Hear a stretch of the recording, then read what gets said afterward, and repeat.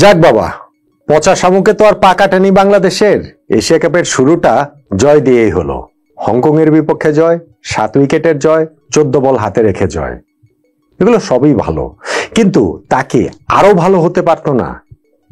বাংলাদেশ এই ম্যাচটাতে আরেকটু proactive role কি প্লে করতে পারতো না? সুপার 4-এ ওঠার লড়াইয়ে শেষে আমাদের এই ম্যাচের দিকেই কি আফসোস নিয়ে পরে ফিরে তাকাতে হতে পারে নেট রান রেটের কারণে?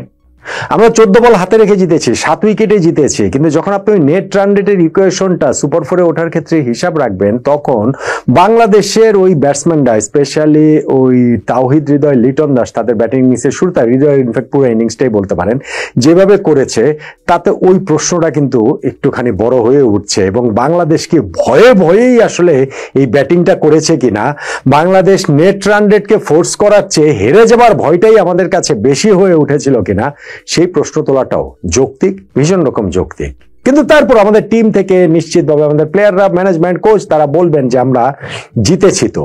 আর সত্যি সত্যিই যদি গ্রুপ পর্বের 3টা ম্যাচে যদি আমরা জিততে পারি, হংকং এর বিপক্ষে জিতেছি, যদি আফগানিস্তানের বিপক্ষেও জিততে পারি, যদি শ্রীলঙ্কার বিপক্ষেও জিততে পারি, সেই ক্ষেত্রে আর এই নেট রান রেট হিসাবের মধ্যে আসবে না। কিন্তু বিগ টিম সবসময় ওই ইকুয়েশন গুলো মাথায় রেখে প্রোঅ্যাক্টিভ রোল প্লে করে, সেইটা বাংলাদেশে এই ম্যাচে কতটা করতে পেরেছে তা অবশ্যই কোয়েশ্চেনেবল।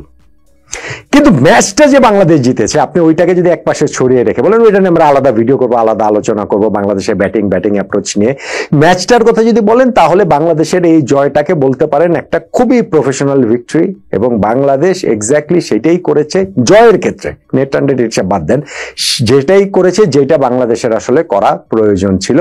যে কারণে হংকং আমাদেরকে পুরো ম্যাচের কোনো অংশে কোনো সময় আসলে থ্রেট করতে পারেনি। কখনোই মনে হয়নি ম্যাচটা বাংলাদেশের হাত থেকে ছুটে যেতে পারে। তারপরেও যে বাংলাদেশ ম্যাচটা জিতলো, সেইখানে টার্নিং পয়েন্ট আসলে কোনটাকে বলবেন?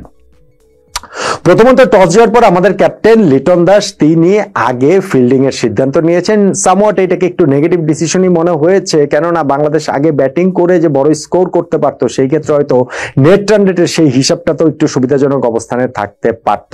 কিন্তু বাংলাদেশ ওই পথে হাঁটেনি, প্রতিপক্ষকে যথেষ্ট সমীহ বাংলাদেশ করছে, বেশি কি মানে সমীহ করে ফেললো কিনা। আগে আমরা ফিল্ডিং নিয়েছি এবং হংকং এর স্কোরটাও যে 143 হয়েছে, সেটাকে আরেকটু কমে আমরা রাখতে পারতাম কিনা। এটা ট্রু যে তাদের ইনিংসটাকে কখনোই যে খুব গতি পেয়েছে বিষয়টা সেটা নয়।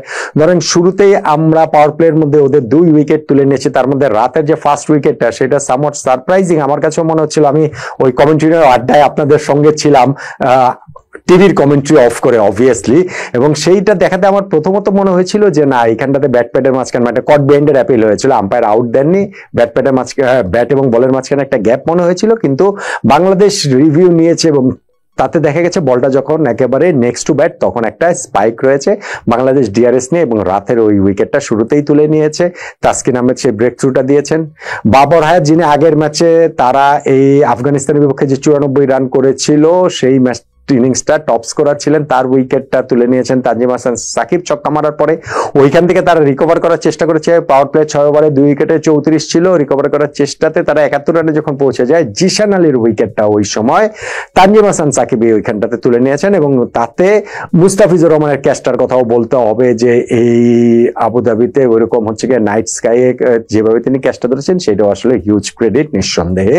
তাদের ইনিংসটা যে খুব গতি পেয়েছে, এরপরে নিজাকাত ছিলেন, তিনি একটা ইনিংস খেলেছেন 40 বলে 42 রানের, কিন্তু মুর্তাজা আরেক দিক থেকে একটা ক্যামিও নক খেলেছেন। কিন্তু সব মিলিয়ে ওই যে 17 ওভারে 3 উইকেটে 117 রানে তারা পৌঁছে গিয়েছিল, শেষ দিকে গিয়ে আমরা 7 উইকেট পেয়েছি বলতে হচ্ছে গিয়ে রিশাদ 1 ওভারে 2টা উইকেট পেয়েছেন, তাসকিন উইকেট পেয়েছেন, সবকিছু মিলিয়েও তাদের ইনিংসটা ওই 143 আটকে যায়। এখন 143 বাংলাদেশ যখন আগে বোলিং এর সিদ্ধান্ত নিয়েছে, নিশ্চিতভাবেই তারা হয়তো ভেবেছিল যে হংকংকে আরো কম রানে আটকে রাখবে। আবার 143 যখন তারা করে ফেলেছে, তখন কি একবারও ভেবেছিল যে এই ম্যাচটা আমরা হেরে গেলেও যেতে পারি? আমার কাছে কেন জানি মনে হয়েছিল যে বাংলাদেশের ব্যাটিং এ ওই রকম একটা দোদুল্যমানতা ছিল। হ্যাঁ, আমাদের 2 ওপেনারই পাওয়ার প্লের মধ্যে তারা আউট হয়ে গিয়েছেন। পারভেজ হোসেন ইমন 4 ছক্কাতে শুরু করেছিলেন, কিন্তু তিনি ওই একটা স্লোয়ারে বিভ্রান্ত হয়ে 14 বলে 19 রান করে আউট হয়ে গেলেন।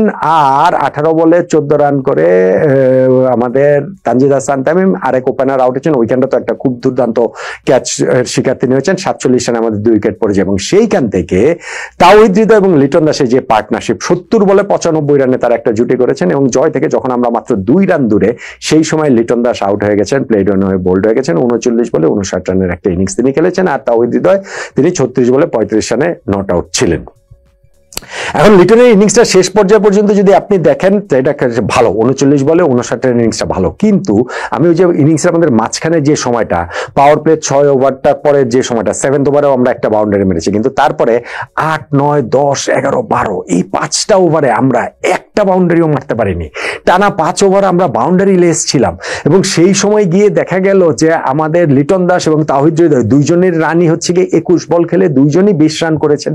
13 নম্বর ওভারে লিটন দাস একটা বাউন্ডারি মেরে ওই সাইকেলটা ব্রেক করার চেষ্টা করেছেন, কিন্তু তারপরে ওই ওভার শেষে 13 ওভার শেষে বাংলাদেশের স্কোর 2 উইকেটে 100, এবং সেইখানটাতে লিটন দাসের রান হচ্ছে গিয়ে 24 বলে 26, তাওহিদ হৃদয়ের রান 24 বলে 25, মোটামুটি রানে বল এই জায়গাটাতে আমরা আসলে সত্যি সত্যিই পিছিয়ে গিয়েছি। হ্যাঁ,